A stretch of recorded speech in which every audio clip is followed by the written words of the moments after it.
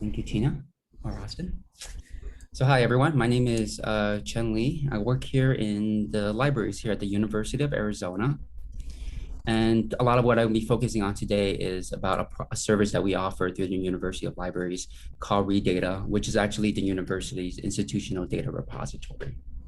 I wanted to point to a couple of things that we have, one which is the HackMD page, and all the links that I'll be providing today will be, it's all available here, including the presentation slides as well too. So if you miss something, you're welcome to kind of view those contents as well too. And like I said, all the links that we provide are available on this site.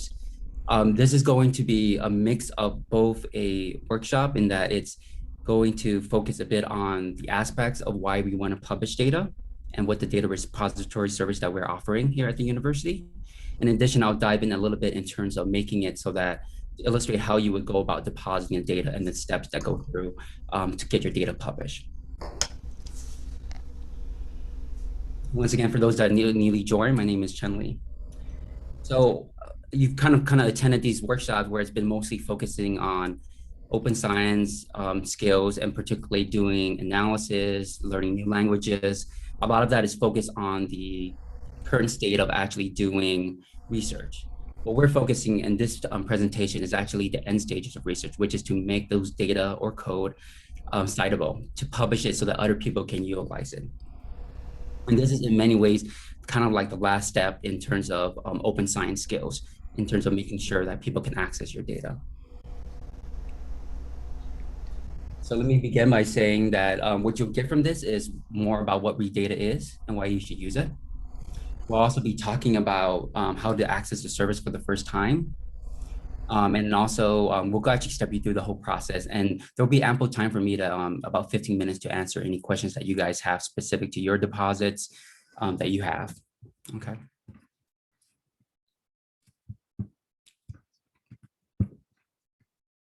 And to kind of give you a better understanding, the service that I'm referring to, the data repository, is actually a set of services that's available through the university library. And in particular, our organization, our division, the Data Cooperative, it's a group of librarians that actually specialize in research data services. So this includes, for example, services in data management, in geospatial, and data science and visualization. So if you ever have any questions about other aspects of research services, we're also here available to answer those questions. And in particular, one thing I wanted to highlight about the work that we do here at the Data Cooperative, particularly at the University of Libraries, is that we recently started to offer this opportunity for students to showcase their work. And last week, we actually announced the winners for our Data Visualization Challenge winners. And this is a great opportunity for both undergraduate and graduate students to participate. The idea being that like what we want to identify is to find stories of telling how you utilize data in either your research or in other research. And with that comes a lot of opportunities. You get to be, your name gets to be present in many social media posts and news articles. And your data will actually be, your visualization will be citable with a digital object identifier. And then there's also prizes. There's actually a purse prize of a total of $1,000 just divided among undergraduate and graduate students. So if you're interested to learning more about this opportunity, we'll be having one next year at data.library.arizona.edu/dataviz challenge. And in addition, you could talk to any member of our Data Cooperative members, which includes Jeff, who presented earlier today, Fernando, who's just joining us right now, Carrie, and myself. And one thing is that our data sets are publicly available, all these visualizations. Another thing I wanted to make a note of is that our team is actually looking to grow, and we're actually hiring another graduate assistant for the next academic year. And what we're particularly interested in is people that have very much experience or interest in engaging with other researchers. So much like ResBazAZ, if you're in this community, this might be of interest to you. We also have we have many different roles in this position, and many of them include software development as well too. And so the deadline is at the end of this month. So if you're interested, welcome to apply for this opportunity.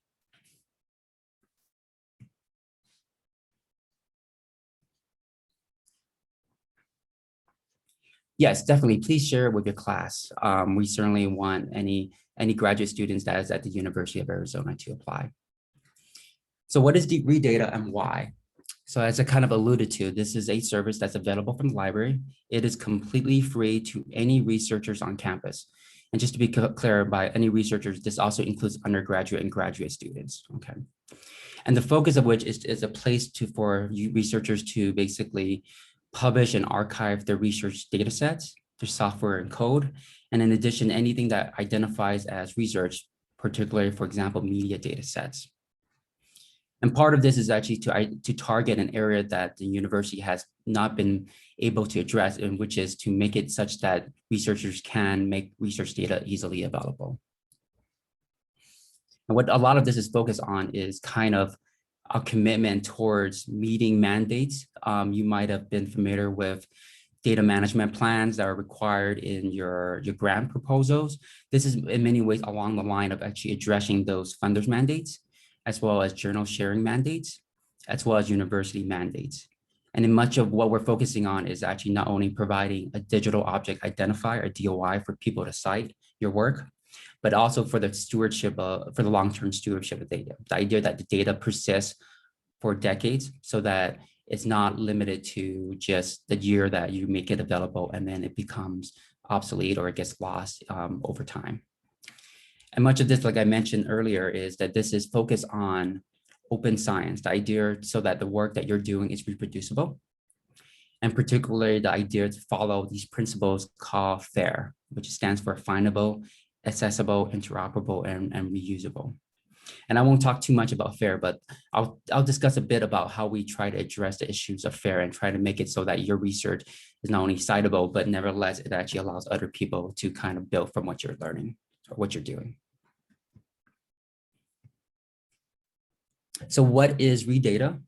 It is a long-term public archive.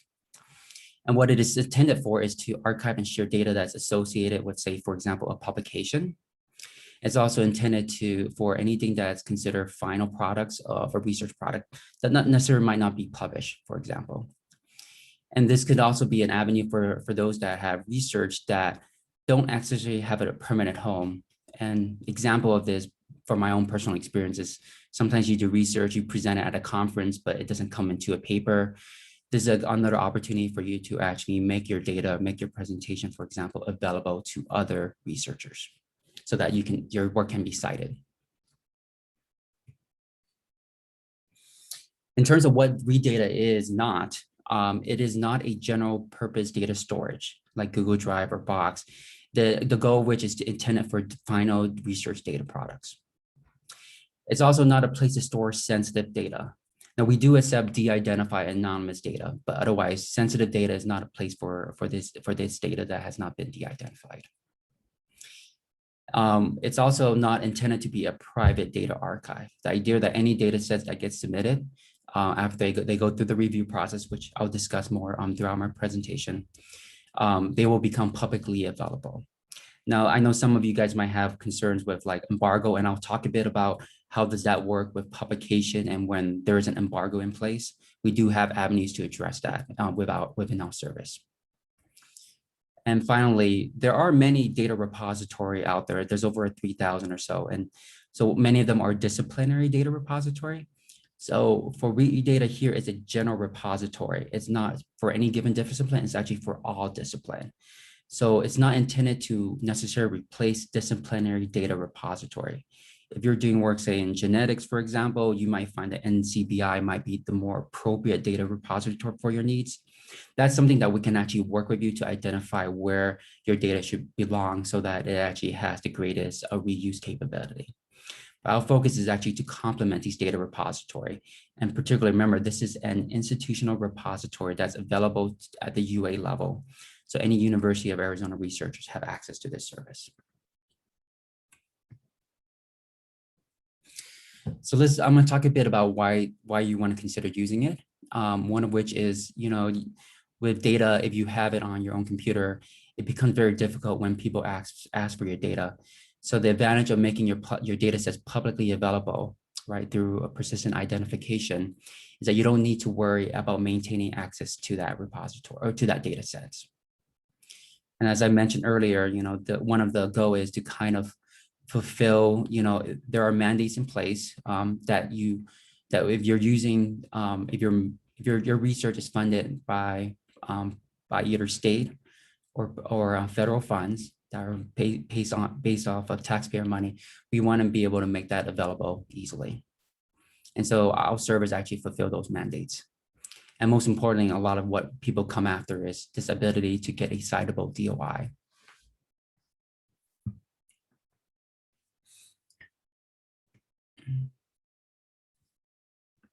In terms of what it is not, there's a few things I wanted to highlight. Let me rephrase that. In terms of, and another aspect that we offer is this curation review services. And this is actually a little different from other data repositories that are out there. So when you submit a data, right, what I will illustrate is that it's not going to become publicly available immediately. One of the things that goes through is a whole entire review process that ensures that for a number of things. One, that you're actually not making available any data sets that are sensitive or regulated data. So this is, for example, ITAR, HIPAA, FERPA, for example. And in addition, one thing that we do is we actually partner with organizations on campus that focuses on policy compliance. So if you're working with human subjects, you should be aware that we actually work with the Human Subject Protection Program to ensure that we're following, that there are mandates in place. We also work with the Native People Technical Assistance Office. So anytime you're publishing data that is associated with tribal data, tribal knowledge, tribal resources, for example, we want to make sure that that is done in a manner that is consistent with policies in place and that still represents and recognizes the work or the knowledge of those that inhabited our land. Animal care, especially if you're doing any work in veterinary research, if there's anything that relates to legal matters or anything that pertains to research that are actually that has a patent, for example. And one of the other aspects of our curation review process is that we are trying to make it so that your research has the greatest reuse potential. So one of the things we do is we do a review in terms of understanding the best practices. So that includes, for example, data management. So whether or not your files are given very unique names, whether or not your contents are explained, for example, those are some of the focus that we do to make sure that when someone look at your data, they actually can understand the data itself. And part of that is that we also ensure that there's significant amount of rich metadata so that your research can be findable by other researchers easily. So kind of touching on that, this is just kind of I'm going to be jumping into the actual demo later on, but this just kind of gives you an overlay of how the data repository, the main page is available. It's actually available at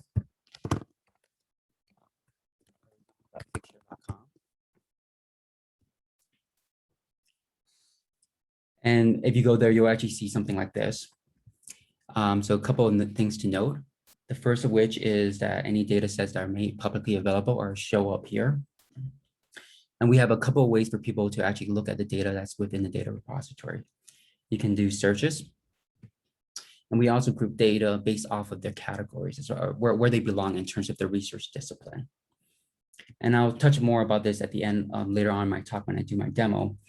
But then there's also the ability to actually change, to upload your data and then actually change your profile. And I'll do that throughout my demonstration. And in terms of what you get out of it, you get a landing page for your data set, similar to something like this, where it contains a number of things. First and foremost, there's a button here that allows people to retrieve the citation for your data. And over in the lower right, what we have is the ability, it actually very clearly communicates the license of the data, the code, etc., in terms of how people can reuse your data. So in this case, it's a CC BY, which means that it's a very copyleft license that allows people to attribute your work, but to use it for other purposes. We also have information about your citation information. So this includes how many people cite your work, how many people view your data set, and how many people download it. And in addition, this donut that you see here that's in cyan, is in blue, is a metric tracking. So as people actually share your research on social media, in news article, for example, that gets tagged as part of the service. And so it actually indicates your impact of your work outside of just a normal work in terms of citation within your own discipline. And I talked a bit about metadata earlier, and that's something that we focus on as well too. We make sure that the data sets are findable. So this includes tagging it with appropriate keywords and categories. I'll go into that a little bit more later on in my presentation. We also work with you to make sure that your information that you provide about your data set is very descriptive, so it ensures that other people can access it. We also make sure that if there's a publication associated with the data, that is actually easily findable off of this page, as you can see on the right, a peer review or publication.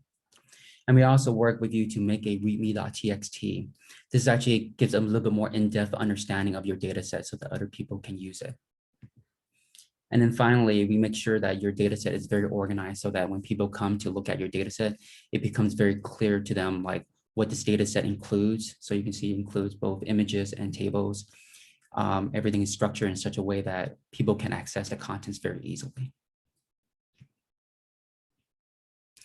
So in terms of how we go about, how researchers go about publishing their data, they'll log into the service, and I'll do that in a second. And this is just kind of just a quick overview. If you've done publication before, like a journal publication, it's very similar in some respect. You basically prepare your journal publication, in this case, your data set. You'll submit it, you upload the data set into ReDATA, right? After you think everything is perfectly fine, you go ahead and submit it for curatorial review. After you submit it for review, you'll get an email from us acknowledging that we received your deposit. And then we ask that you fill out 2 forms. I'll show you the form in a second. One of which is a deposit agreement, and then second is a README form. The deposit agreement outlines the terms of the services. It outlines our responsibility, and it also outlines your responsibility as well too. And the README form allows us to gather more metadata about your data sets that are unique to your project. And that allows us to construct the readme.txt on your behalf. Once we receive those, we go ahead and begin the review of looking at your data set by one of our members, one of our curator members. And then we'll provide you with our feedback in terms of where you can improve, or if the data set is perfectly fine, we'll say that this is ready for publish. We'll iterate as needed. And once that's done, we're ready to publish the data set, unless there's a need for an embargo.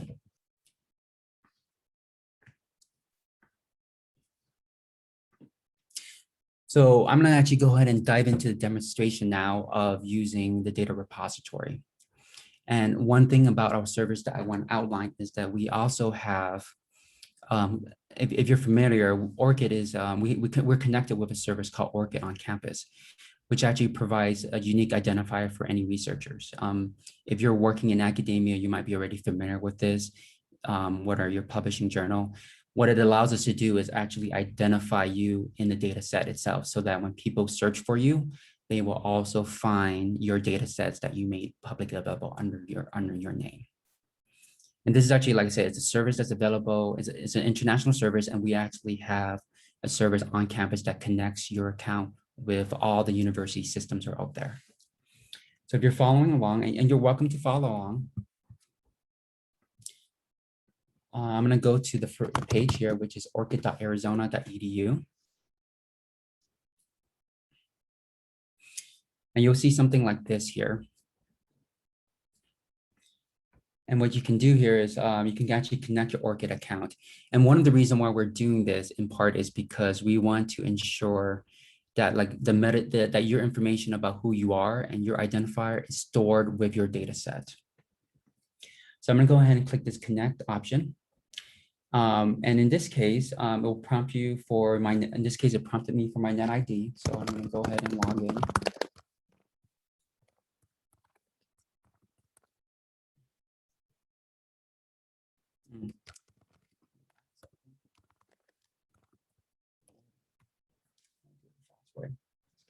Second. It might have kicked me out recently. And so you might get a 2-factor authentication notification.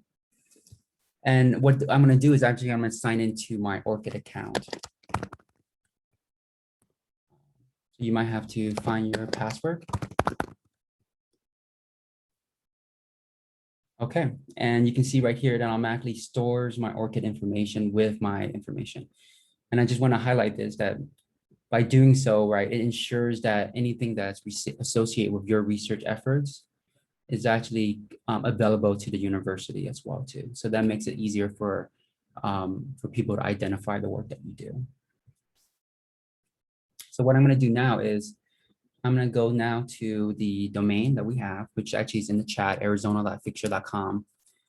I'm actually going to log out first. I just want to kind of illustrate. So you already saw some of the preview earlier in terms of what we have. And so to log into the service, in the upper right, there's a login button. And all you have to do is just go ahead and click on that option right there. I'm going to take a break here, and I'm going to go ahead and take any questions that you have encountered. If you're having any issues, feel free to ask them in the chat, or if you're feeling, if you don't feel shy, feel free to ask your questions just by unmuting yourself. Yeah, Chun, I have a question. Yes, go ahead.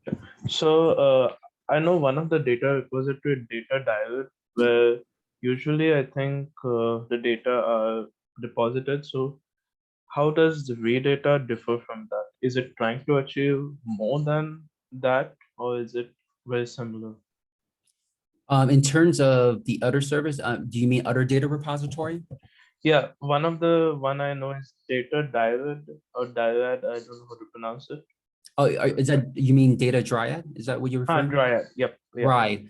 So with Data Dryad, my understanding is that with they don't actually do a creation process, for example. So it depends on your needs. There are some cases where users just go with Dataverse or Zenodo or Fixture. Actually, we are actually, just for reference, our service is actually a Fixture instance. So it's very similar to that respect. And yes, Morgan, yes, you don't need to necessarily log in. Like we said, any data, when we talk about this repository as being public, right, it is in fact public. So it's completely open to the entire world that have internet to access our deposit. And Chimney, did I answer your question? Yeah, thanks. Okay. Can I jump in there, Chun? Go ahead. So just a little clarification. Dryad does do data curation. Oh, okay. The thing that we're trying to address with ReDATA is the institutional support for data publication. So Dryad is geared kind of towards the life sciences. I would classify it as a quasi-disciplinary repository. Agreed. So with ReDATA, this is the institutional support for those where maybe Data Dryad is not the best option, or and I know that Dryad does cost a little bit of money, so we don't charge anything as well. And the other differentiator is that, like Chun mentioned earlier, we do provide support for meeting institutional requirements around, say, like IRB or data retention that Data Dryad doesn't really do to that level. Yeah, it sounds like a very good approach. Like, this will encourage researchers to be more open, and yeah, it will encourage reproducibility of data, which is a huge crisis, unfortunately. Any other question? Thank you, Fernando.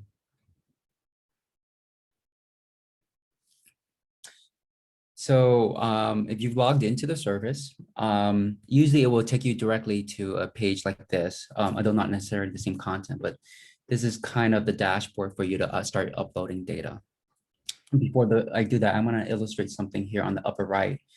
If you click on the circle with possibly your initial in this circumstance, you also have not only to make your data publicly available, but you also have a public profile as well too. And so this allows for people to find more information about you. This is completely optional, but as you can see here, the ORCID ID that I have associated with my account is indicated here. And you can also, and this is like, and one of the advantage of this is that it allows for you to look at all your data sets combined, for example. And so you can see here, I have 2 collections and 3 data sets that I've been involved in. You can look at your collaborators. People can access your ORCID very easily. People can view if you have a Twitter profile, etc. like I said, this is completely optional, but nevertheless, if this is something that you value, then this is a great opportunity as well too. Keep in mind that with any data set, right? Go back to the main page here. I'm gonna pull up our our data visualization collection here. People can actually click on your profile here. So they can actually find out more information about you. Like, oh, this person published here. Well, what else has he done or she done or they done, for example.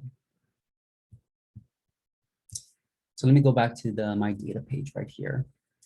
And there's actually two ways to upload data. You can either click on this upload button, for example, which allows you to drag files here. I personally prefer the My Data approach, but it's completely up to you how you wish to proceed.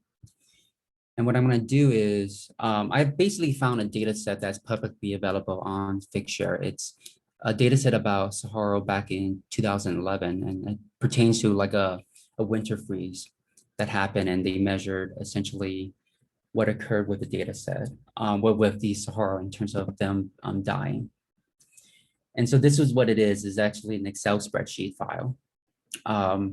Contains information. Let me actually open this up entirely. And what we're going to do is I'm going to upload this data set so that it becomes a data set that's ready for submission. I'm not sure why there is actually, you can see here, there's some HTML text right here, but nevertheless, it contains information here about the height of these classes, etc. So what I'm going to do, I'm going to save this here, is I'm going to go ahead and create a new item. Okay. And what you'll see is this pop-up here that shows up. And what I will do is I'm going to go ahead and drag this file into this box right here. Okay. So that's kind of like for very much small deposit, it's fairly straightforward to upload a data set. Now, very much like a publication, you have to kind of give us some information about the deposit itself, right? So you're going to provide like the title of the deposit, the authors, and then categories. So I'm going to go ahead and fill in some of this information just to kind of give you some perspective of what kind of information that we seek in these circumstances. So generally with titles, we want a title that's very, very explicit of what it is. So not something like, for example, table 2.xls would not be very clear. So with this deposit, the title actually that pertains to this set is, excuse me for 1 second.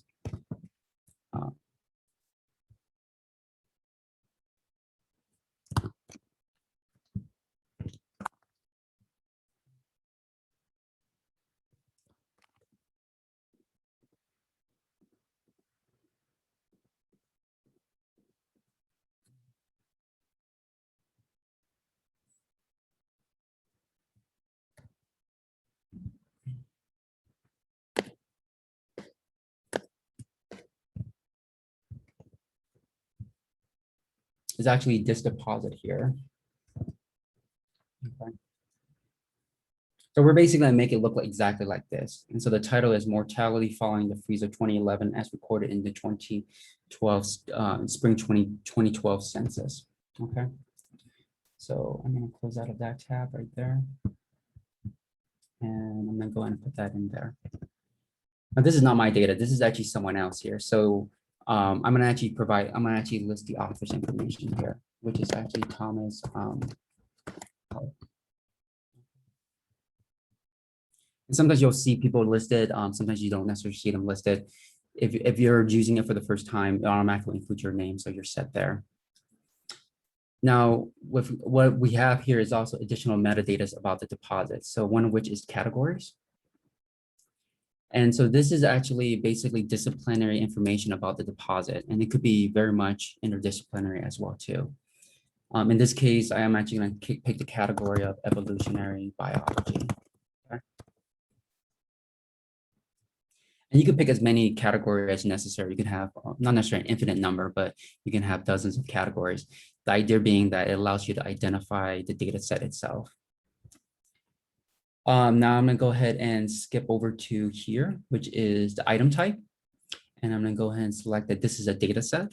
If you're having something that's either like a figure, for example, you're actually uploading a figure from one of your publication, you're welcome to do that as well too. You will select figure.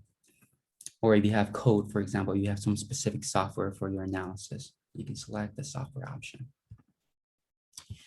And then I'm going to go ahead and provide a couple of keywords here.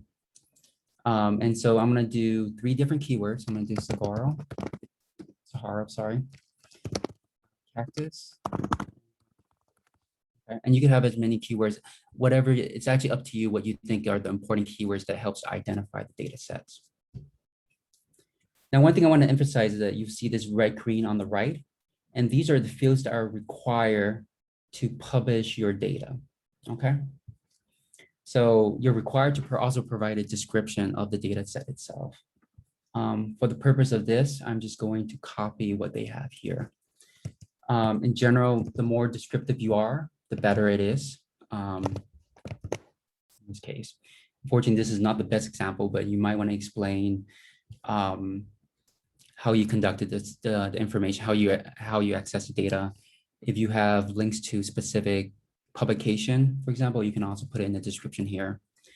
You can also provide that information here in these 2 different fields, the resource title and the resource DOI. And what that allows is this opportunity for people to see this pop up on the side that says that this is the peer review publication. So I will go ahead and copy that information as well too. Here. And the citation. So you can see here, this citation here, I can copy that information here. And one thing, if you do provide a specific citation for something, you'll probably see that this complains, and all it really needs is this information right here. Anything after the doi.org. And then finally, you can select your license here. So you can go from a Creative Commons license or any other license available. And we do have a license selection matrix, which kind of gives you an understanding of what each of these licenses are intended for. So there are specific licenses. For example, if you're making software available, you might want to pick one that's more appropriate to software. If you're making data or media available, then these Creative Commons licenses are commonly used for this purpose. Okay. Now, one thing to note here is that you're able to save this at any given point. So I'm going to go ahead and click Save here. And you can come back to work on your data set. So it doesn't always have to happen all at once. Okay. Now on the bottom here, you'll see one thing that it says that the item is private, and that's because it hasn't been published. You haven't submitted it for review. It's still only visible to you. If you're curious of how it looks, right, there's an option right here that says preview item. So I'm gonna go ahead and click on that option, and that will open a new tab. And you'll be able to see, sometimes that happens, unfortunately. Let me try to refresh. Okay. In any case, but this normally it would actually show up like this, but there seems to be a glitch on the servers on the UI side. But this will actually illustrate how the deposit will be presented to other people when it's publicly available. Any questions so far?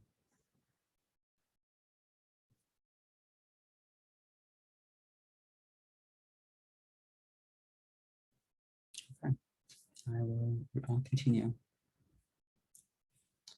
So here you can do a couple of things as well too. There's 3 options that's available. One of which is you can reserve a DOI. You don't necessarily have to reserve it now, but if you wish to reserve one because maybe a journal asks for you to provide a digital object identifier for your data set, you can click this button and then you can provide them with the DOI. There's also an option to generate a private link. And what that allows is, for example, you can actually share this with anyone. Like a collaborator, if you're working with someone and say, hey, I made the data set, I prepared the data set, this is what it's going to look like. You can provide this link to other people and they're able to take a look at this. And finally, go ahead and disable that. And then you can also do an embargo. And so this is particularly if you're working with a journal and you don't want the data to be available immediately, you can set an embargo and tell us exactly the reasons. And what happens that when the data becomes publicly available, the data set is actually not available. It's only a metadata record. And then after a certain point, that data set will become publicly available. Or we can also hold off until you're saying, hey, let's publish it now, and we can go ahead and publish it. Okay. So once you're done with everything, right, you'll see that there's this option that says publish, this checkbox here. So when you're all set to go, you can click this button right here. I'm just going to disable this. I'm not going to do an embargo in this case. And even though the button says publish item, what it's actually doing is actually submitting it for review.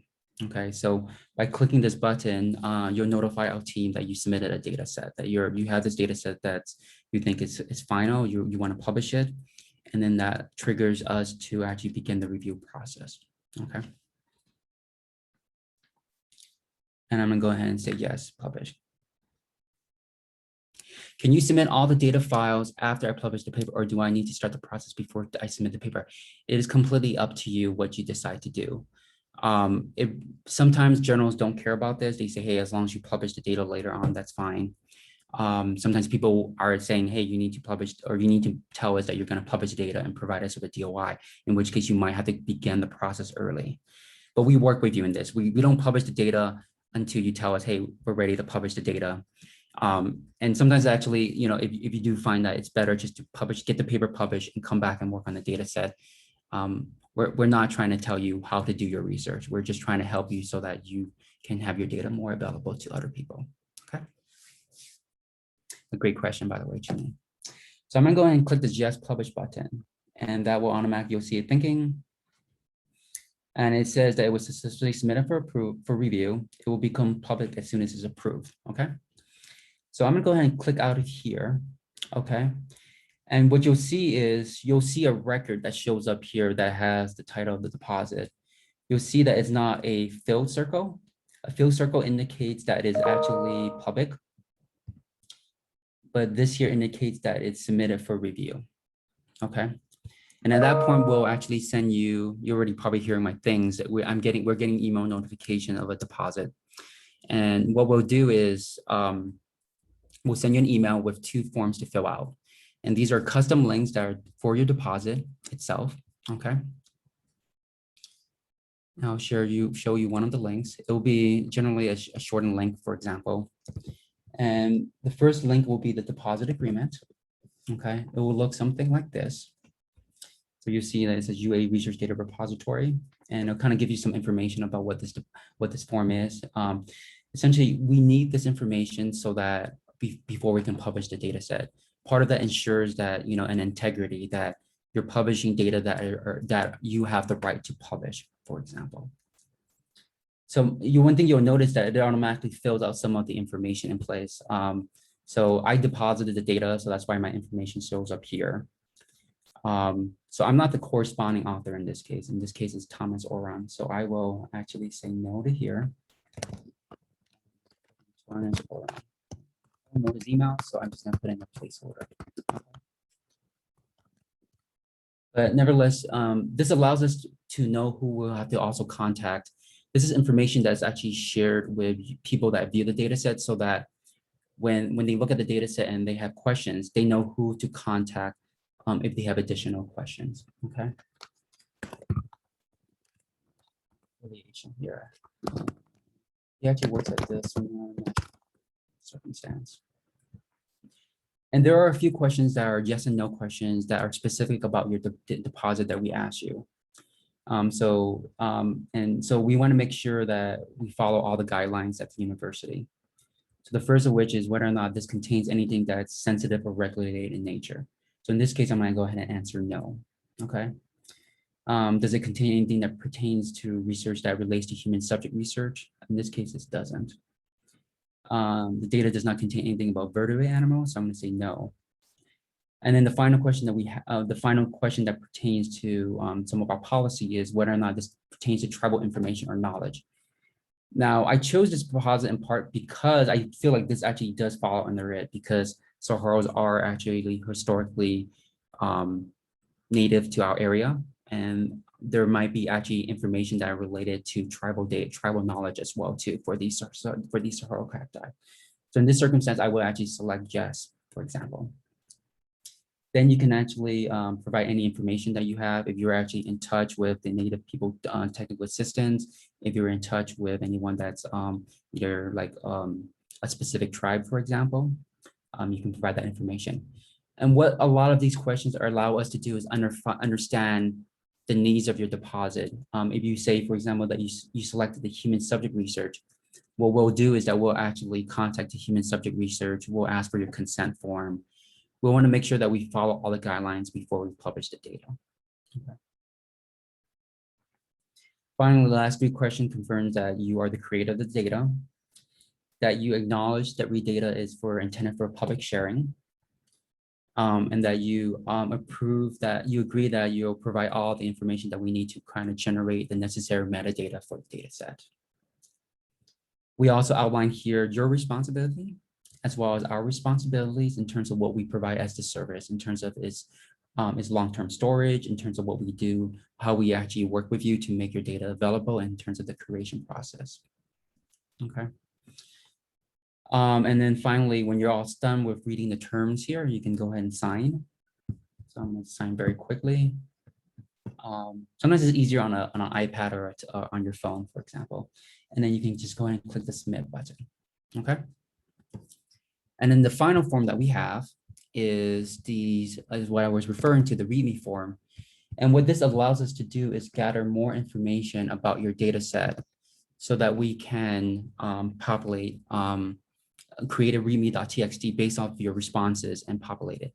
And this also is a Qualtrics form, right? And the README form, just to kind of give you some perspective, will contain a lot of information. Let me just kind of give you an illustration. I'm going to go here to one of our deposits.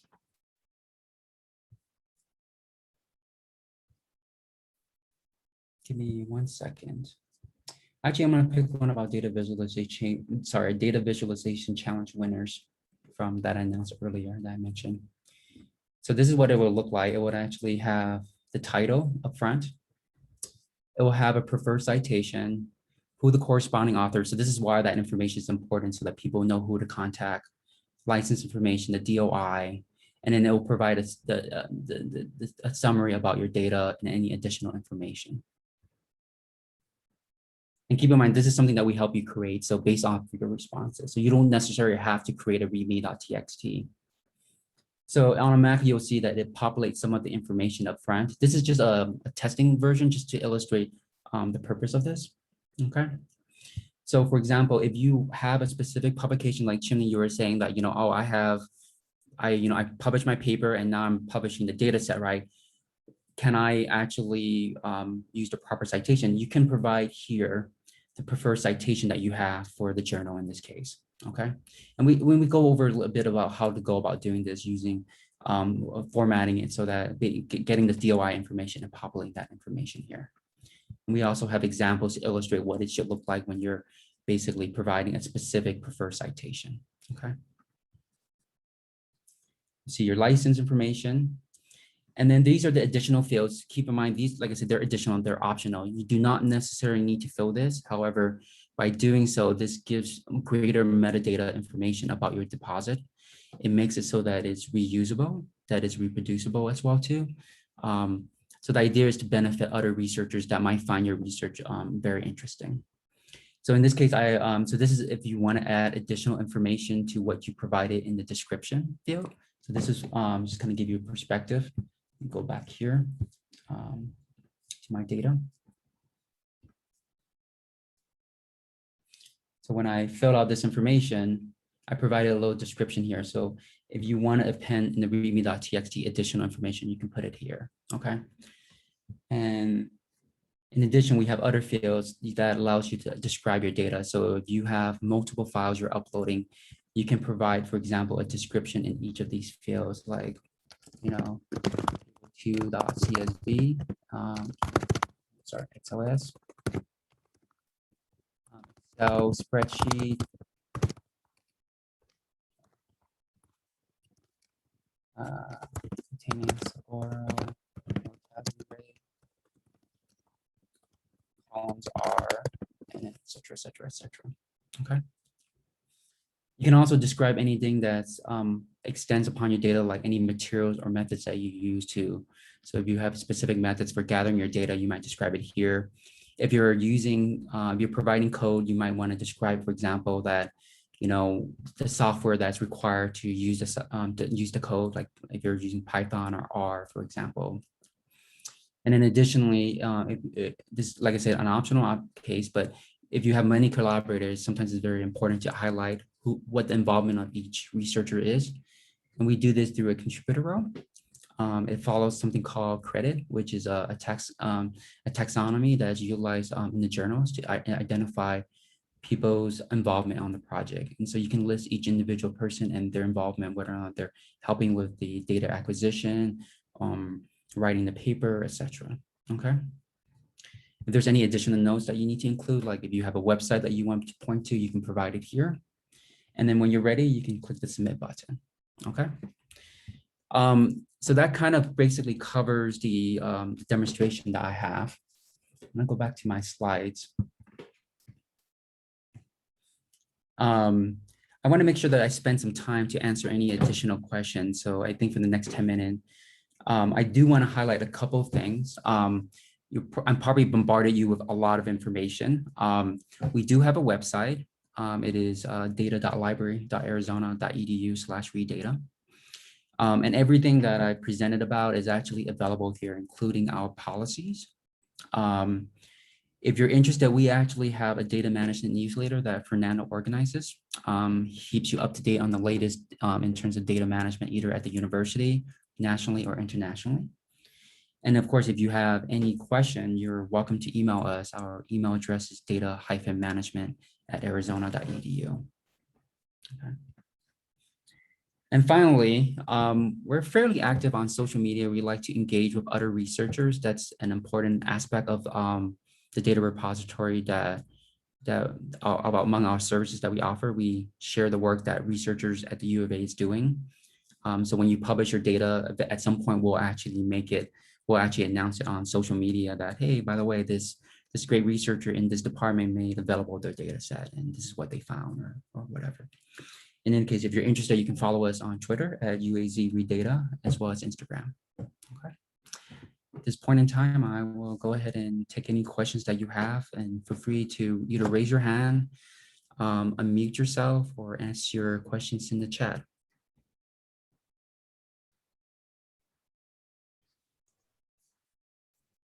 Hi, John, I have a question.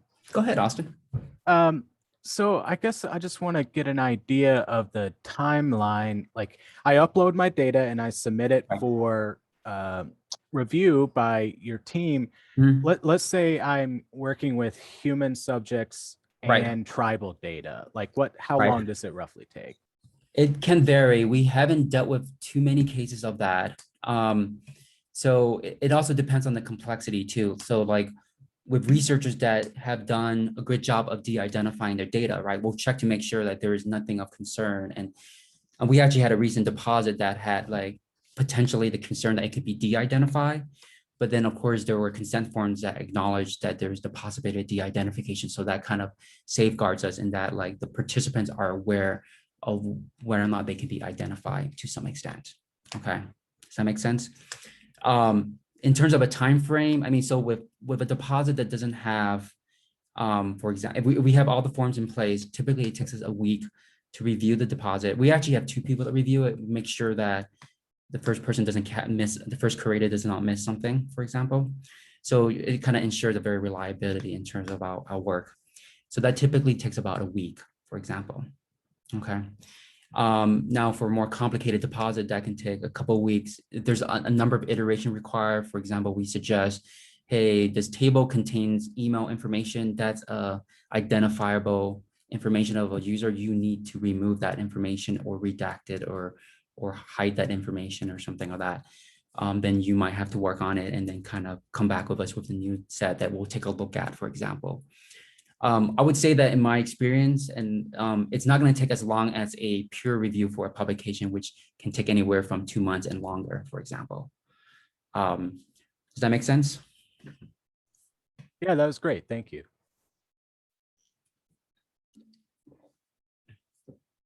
That's a great question. And one thing I would say is that if you're working with something that's like time sensitive, like you're doing a Nature publication and you want to have something associated with the announcement of your publication, for example, just let us know. You can always send us an email after you submit, say, hey, by the way, this paper is under review, and like once it's ready to publish, I want to make sure that the data set is available as well too. So that kind of gives us an understanding of what your timescale is as well.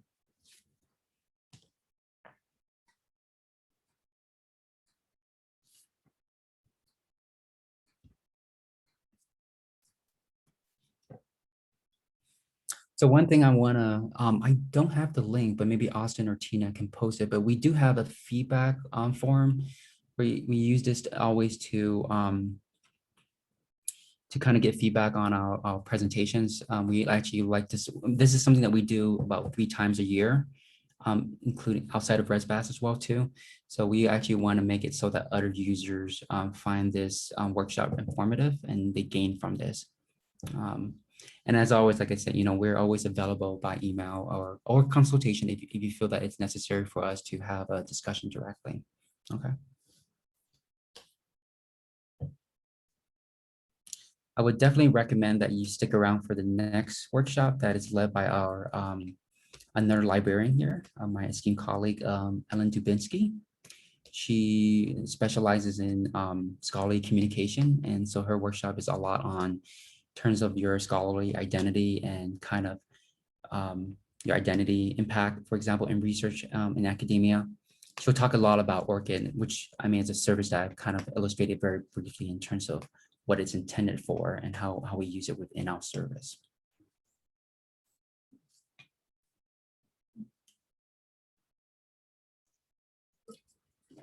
This may be a question for the next presentation, but can you create ORCID IDs for other people?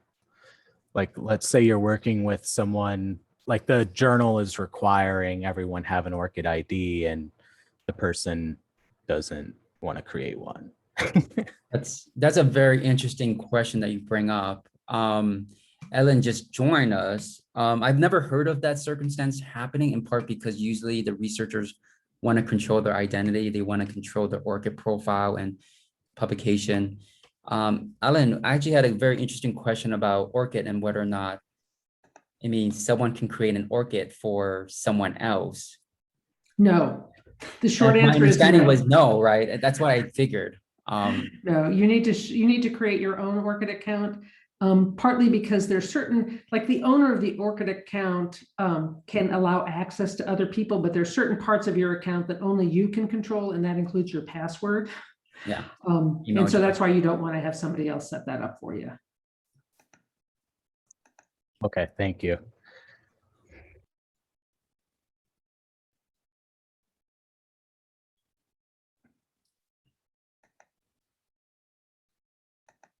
And just to give you context, Ellen, thanks for joining us. We just wrapped up our presentation and demo, and we're just answering any other remaining questions that people have data publishing.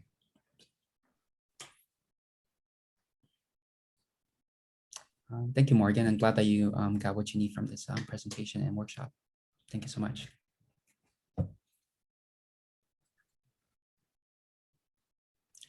In this case, I'm gonna go ahead and stop sharing my screen and hand it over to you guys, to the helpers and Ellen.